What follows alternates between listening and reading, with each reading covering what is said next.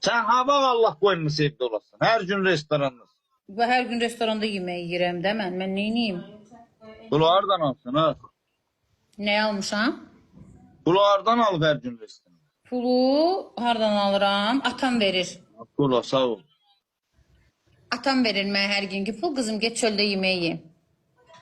Varlı diyazın. Atam varlıdır da. Veren majeton aslında. Ha? Atam TikTok'a girmir axı. Atama demişəm TikTok'a girməyə lazım deyil. Sonra nəyimiz var, nəyimiz yox, atam qoyar TikTok'a. Ya öyle şey olmaz. Və satar evimizi, eşiyimizi, qalarıq küçədə, bacada lazımdır. Az. Evin hardadır senin? Mənim evim biri Teymur Əliyevdə, biri də Teymur Əliyev. Sibrizdə. Biri də Sibrizdə. Temur Əliyev ne de? Teymur Əliyev, o bir dənə oraya elə deyirlərdi, Teymur Əliyev. 9-dan.